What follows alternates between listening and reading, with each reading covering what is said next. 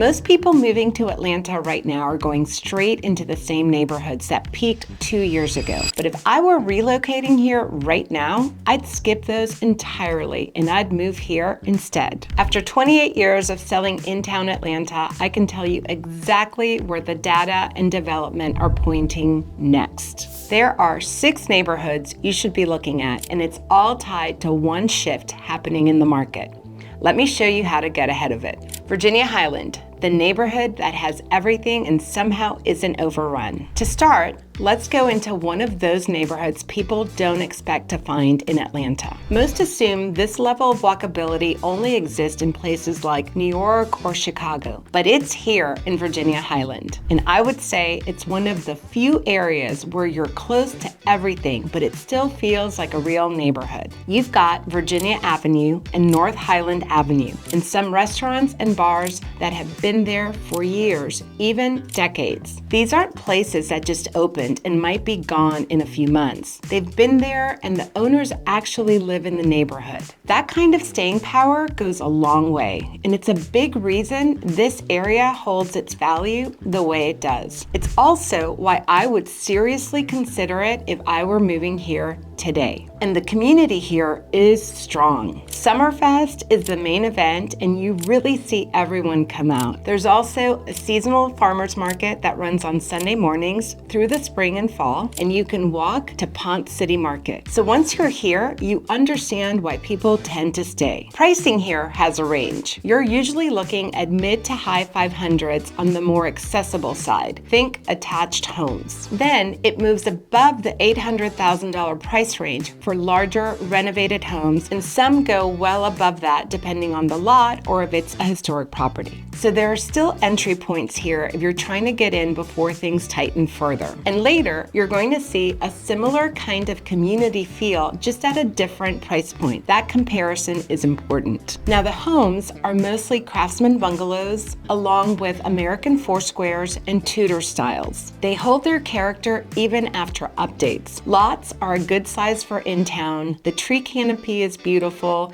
and you have a wide demographic. People who have been here for 20 years and have no plans to leave. Virginia Highland is the kind of place where once you're in it, you stop looking. And for what it offers at this price point, it's still a solid place to land in 2026. But if you're looking for something quieter and more self-contained, the next neighborhood is a different setup, and it tends to fit a very specific type of buyer. Now, if you're watching this and you're serious about moving here, I'll just say this. I work with buyers in this market every day, and the difference between picking the right neighborhood and the wrong one usually comes down to having someone who really knows these areas. I can help you figure out what exactly fits your lifestyle and your budget. My contact info is in the description. Okay, let's keep going. Candler Park, the Craftsman bungalow neighborhood that keeps its own pace. Most people feel like they have to pick between having a neighborhood with real character or having easy access to the city. I would say Candler Park gives you both, and it does it in a really low-key way, which is kind of the whole feel here. It sits just east of Little Five Points, which is busy and has its own energy, but Candler Park is set back from that on purpose. It's quieter, more residential, and the people who live here choose it because they wanted that. The center of the neighborhood is around McClendon and Candler, and you've got just enough there. Restaurant, small shop, including the Candler Park Market, the basics you actually use day to day. You don't really need to leave for most things, and that's not something you get a lot around here. The park itself adds a lot to that. You've got a 9-hole golf course, tennis courts, and that's pretty rare for in town. It also connects to the path, which links you to the Beltline and goes all the way out towards Stone Mountain. So you have walkability inside the neighborhood, but you're still connected to the rest of the city. The homes here are mostly Craftsman bungalows. They are well kept. Front porch homes with original details you just don't see in new construction. Pricing here sits higher than a lot of people expect. The median is around the high 800s, and that reflects what these homes actually are. You're not paying for new construction finishes. You're paying for a Craftsman on a real lot in a neighborhood that doesn't turn over very often. And when something well kept hits the market here, it tends to move fast. Now, if Virginia Highland fits someone who wants to be right in the middle of everything,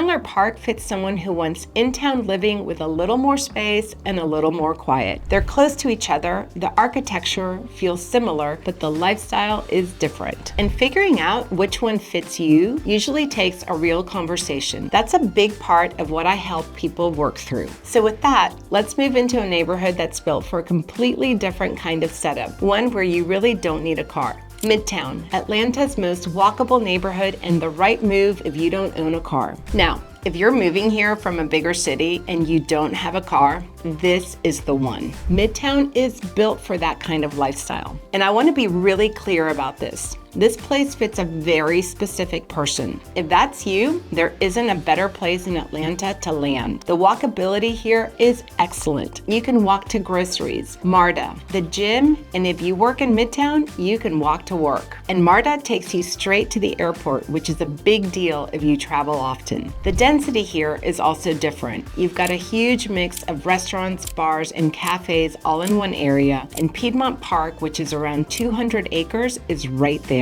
You also have places like the High Museum, the Fox Theater, and the Woodruff Art Center. So there's a real depth to what you can do day to day. Midtown also gives you a lot of flexibility on the housing side. You can find entry-level condos in the high 300s, mid-range options in the 400s, and then luxury units going into the million and higher. You've got apartments, condos, mid-rise, high-rise, so you can get a feel for the city before committing to a higher price point. The trade-off is density and HOA fees, and those can vary a lot depending on the building. If you're coming from a city where that's normal, it won't feel like a downside. But if you want more space and less shared living, the next neighborhood is a completely different setup. Buckhead, Atlanta's uptown and the neighborhood where luxury has a specific address. In most cities, when people say uptown, they're talking about a vibe. In Atlanta, it's an actual place, and that place is Buckhead. I would say this is the closest thing Atlanta has to an Upper East Side type of setup, just in how it functions and what it represents. You've got a strong financial presence here.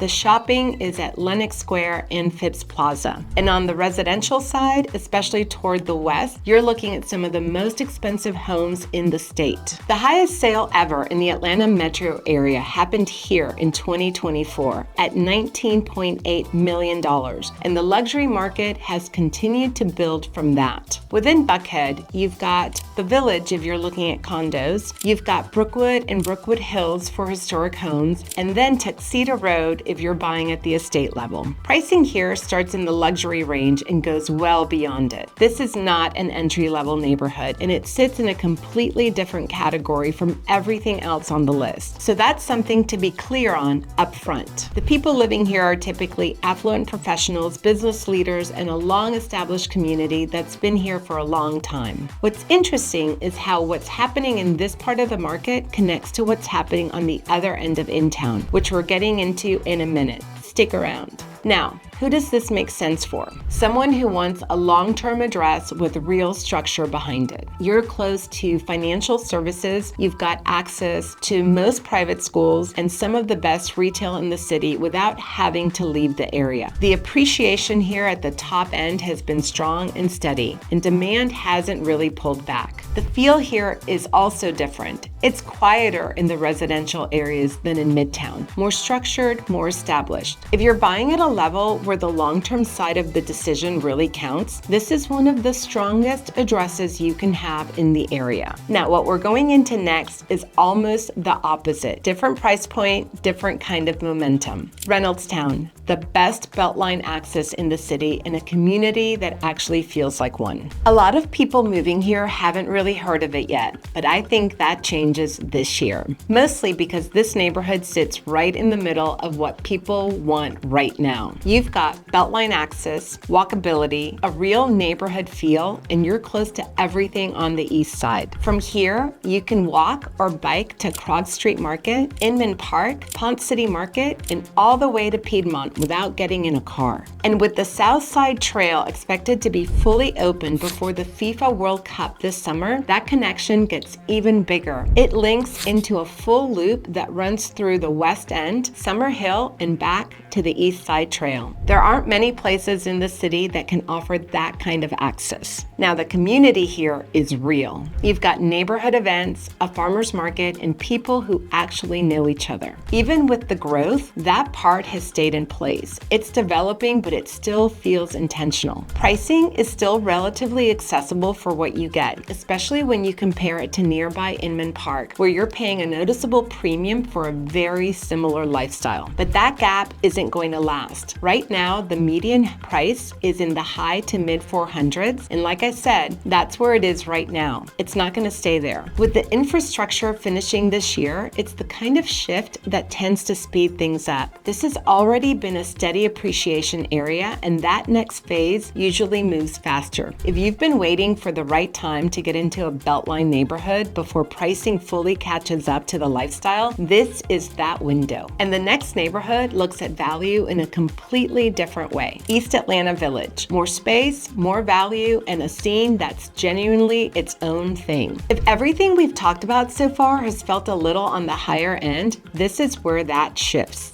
East Atlanta Village gives you real in-town Atlanta. You're inside the perimeter, you can walk to a central strip, and it has actual character. And the price point here is different from the other neighborhoods on this list. I want to be clear, this isn't a fallback option. For first-time buyers, for families relocating and building equity, or for anyone trying to get into in-town before it gets tighter, this is a strong option. The scene here also feels different. The restaurants and bars are more alternative, more neighborhood-driven, and it's been that way for years. It hasn't been taken over by heavy weekend traffic the way some other areas have. There's a real local base here. People go to the same places for years, and that gives it a sense of stability that newer areas are still building. The housing is different in a way that really impacts your daily life. You'll find more single-family homes, and the lots are noticeably bigger than what you get in places like Reynolds or Inman Park. If you want in-town living with a real yard, not a small strip of grass right next to your neighbor, this is one of the few places where you can actually get that. And you've got easy access to I-20, which helps a lot if you need to be on the highway regularly. Pricing here has been sitting in the mid 400s, and the growth has been steady. Buyers who came in a few years ago because the numbers worked are seeing that decision pay off now. And larger lot, single-family homes in town are limited.